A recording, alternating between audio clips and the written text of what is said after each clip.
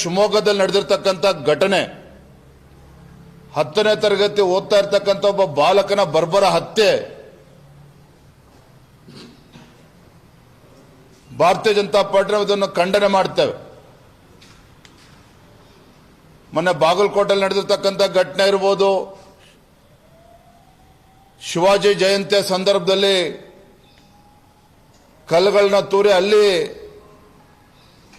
ದೇಶದಗಳು ಯಾವ ರೀತಿ ನಡ್ಕೊಂಡಿದ್ದಾರೆ ನಮಗೆ ಗೊತ್ತಿದೆ. ಶಿವಮೊಗ್ಗದಲ್ಲಿ ಇವತ್ತು ಪದೇ ಪದೇ ರೀತಿ ಘಟನೆ ನಡೀತಾ ಇದೆ. ದಕ್ಷಿಣ ಕನ್ನಡದಲ್ಲಾಯಿತು, ಯಲ್ಲಾಪುರದಲ್ಲಾಯಿತು, ಕೆಲವು ಕಡೆ ಹಿಂದೂಗಳ ಕಾರ್ಯಕರ್ತರ ಹತ್ಯೆ ಆಗಿದೆ.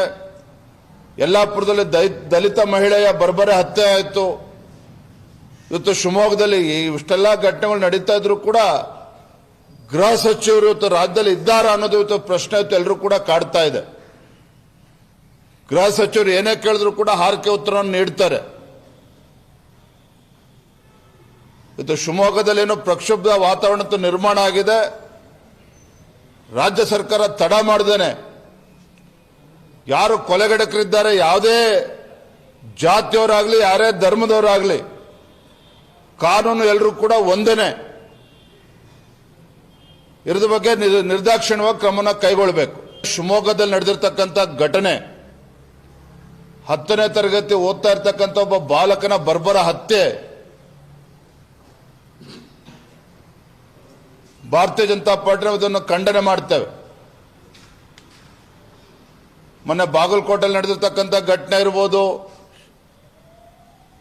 ಶಿವಾಜಿ ಜಯಂತಿಯ ಸಂದರ್ಭದಲ್ಲಿ ಕಲ್ಲುಗಳನ್ನ ತೂರಿ ಅಲ್ಲಿ ದೇಶದಗಳು ಯಾವ ರೀತಿ ನಡ್ಕೊಂಡಿದ್ದಾರೆ ನಮಗೆ ಗೊತ್ತಿದೆ.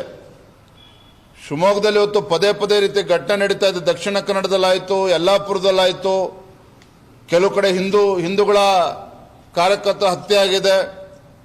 ಯಲ್ಲಾಪುರದಲ್ಲಿ ದಲಿತ ಮಹಿಳೆಯ ಬರ್ಬರ ಹತ್ಯೆ ಆಯಿತು.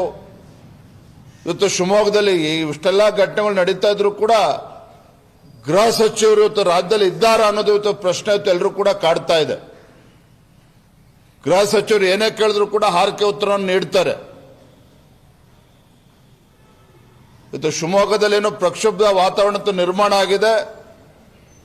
ರಾಜ್ಯ ಸರ್ಕಾರ ತಡ ಮಾಡದೇನೆ ಯಾರು ಕೊಲೆಗಡಕರಿದ್ದಾರೆ, ಯಾವುದೇ ಜಾತಿಯವರಾಗಲಿ ಯಾರೇ ಧರ್ಮದವರಾಗಲಿ, ಕಾನೂನು ಎಲ್ಲರೂ ಕೂಡ ಒಂದೇನೆ,